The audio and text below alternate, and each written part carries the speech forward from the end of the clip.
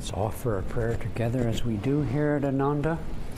But I'd also like to invoke the spirit of Patanjali as well. So let's pray together. Heavenly Father, Divine Mother, Friend, beloved God, Great Masters, Jesus Christ, Babaji Krishna, Lahiri Mahashai, Swami Sri Yukteswar, beloved Guru, Paramahansa Yoganandaji, and the sage Patanjali. We invoke your presence. Open our hearts to receive the truth that shall make us free. Open our minds to understand this truth, that we might apply it in our lives. Open our hands to your service. Om. Peace. Amen. My goal today is to do something similar that Swami Kriyananda did when he wrote this book, Demystifying Patanjali. I'd like to try to simplify Patanjali. Prior to, Swami only wrote this in the last years of his life, and our guru, Paramahansa Yogananda, never did get to a commentary on the Yoga Sutras.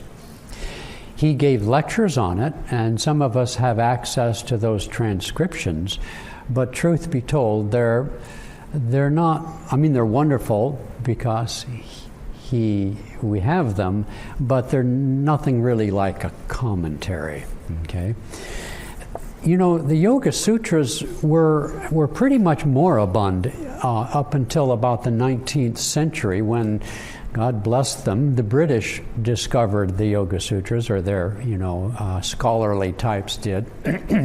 Prior to that, the sutras, which were supposedly written around 200 BC, nobody really knows, the dates vary, they always do in India. And so they are a codification, just like the Upanishads were, just like the Bhagavad Gita was, a codification of knowledge that was known far in the past, when things were transmitted more verbally.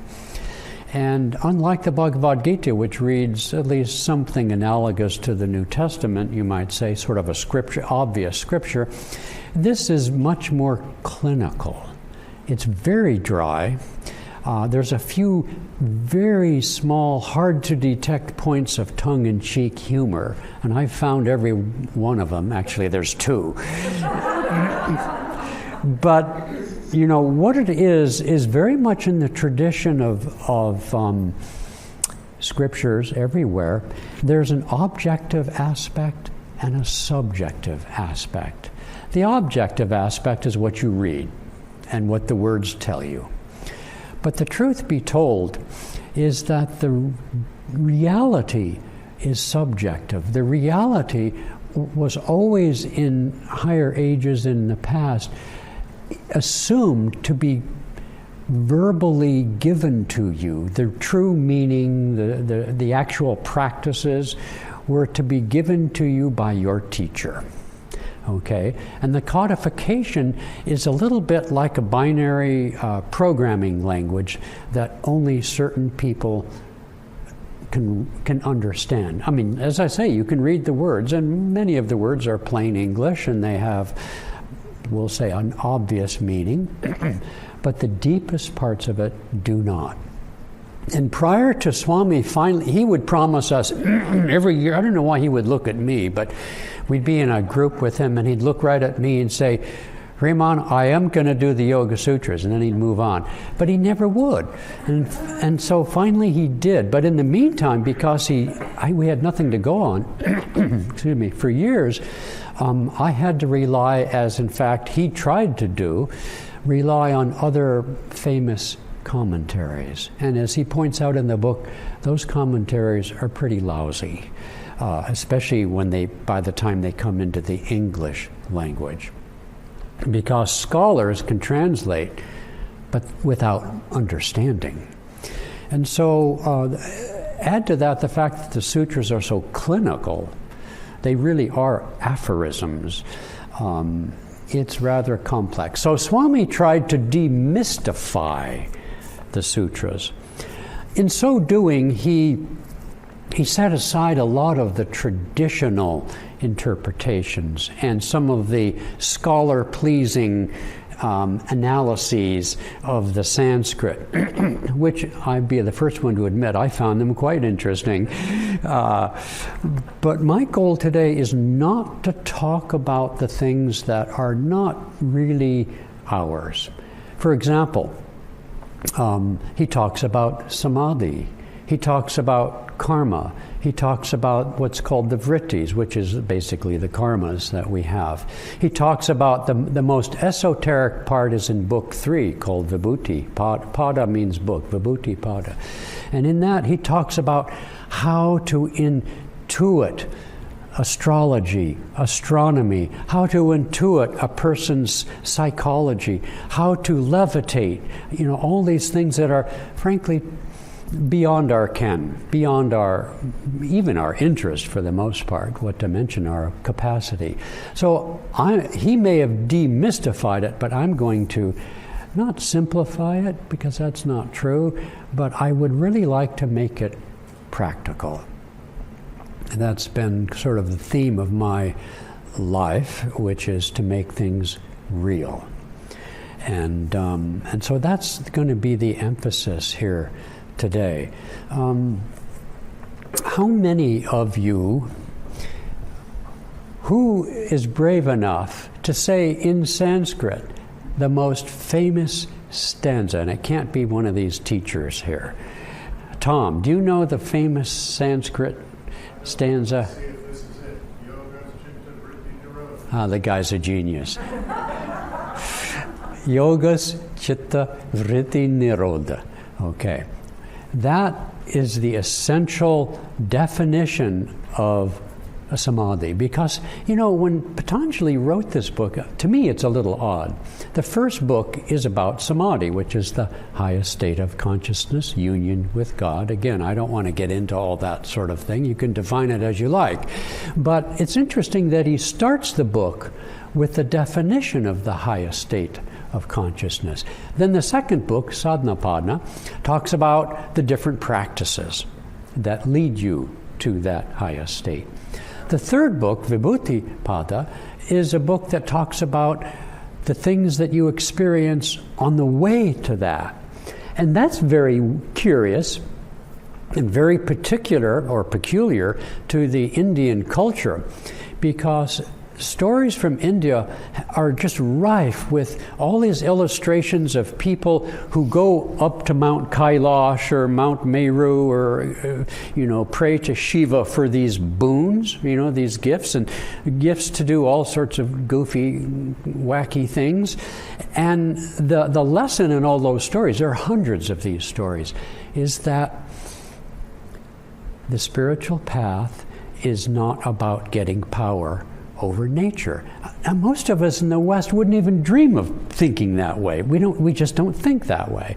Why? Because in the Christian tradition, saints who levitated, saints who had psychic powers, and many of them did, even in my lifetime, Padre Pio. How many have ever heard of Padre Pio?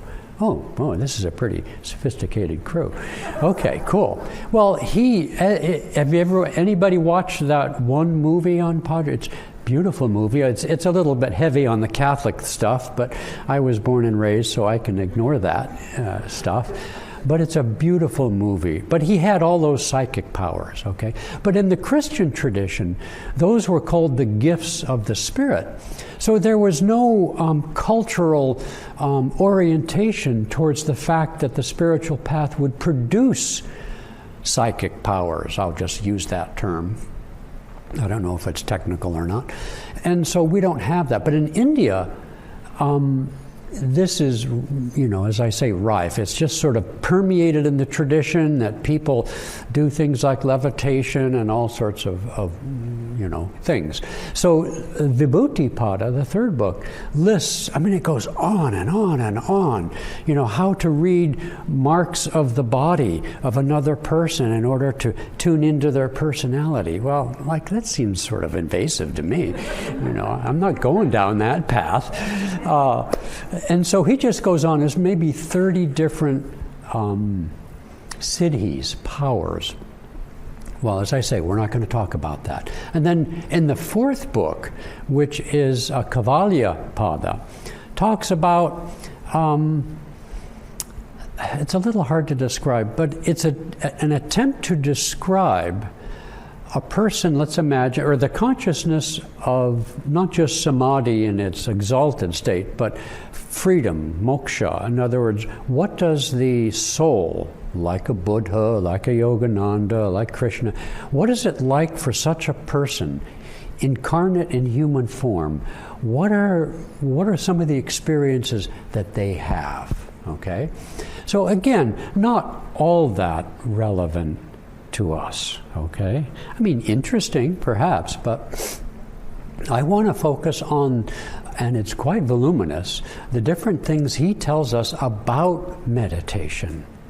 Because my emphasis today, based on that conversation that Surendra and I had, is to point out the fact that what Yogananda brought to the West, what he represents, and not he alone or exclusively, but that's who we are, that's where we are, what he gave us is thoroughly grounded in the Yoga Sutras. And specifically, I've got some handouts here, I hope I have enough, but we can copy more, right? Okay. Is thoroughly grounded in what's known as the what? What's it known as?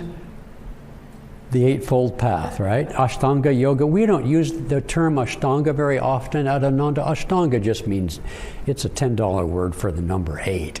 So there's no need to use it. But I point that out because there are lineages, there's at least one lineage that I know in the Hatha tradition and otherwise that calls itself Ashtanga Yoga, as if they own it. Nobody owns it, okay? And so the Eightfold Path is exactly what we teach. So when Swami wrote the 14 the Raja course, the 14 steps, he based that course on the Eightfold Path. And when Patanjali in the second book, at the very end of the second book and in the very first verses of the third book, Patanjali gives the Eightfold. What's the first step of the Eightfold Path? Somebody shout it out. Yama. What's the second one? What's the third one? What's the fourth one? Pranayama. Okay, cool. Now we're getting into very esoteric territory here. What's the fifth one? Pratyahara. Okay. 6, 7, and 8? Dharana. Cool. Dhyana. And of course, samadhi. By the way, samadhi, the word S-A-M, that's where we get our word same. Samadhi. Okay?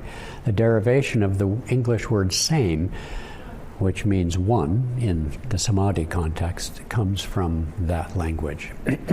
And so when Patanjali codified this, he was codifying something that appears in other treatises in India much further back in time. Okay? So it's recognized in India by, I suppose, scholars, if you're into scholars, that Patanjali was simply codifying something in a very specific format that was already known. Now, how many here have read, how many have in your possession the book, The Holy Science? Okay, a small smattering. I won't even ask you who's opened it, okay? But when you do open it, you will find that Sri Yukteswar did exactly the same as Patanjali. He has 4 chapters or books, okay? He doesn't use the same titles, but he follows the same format.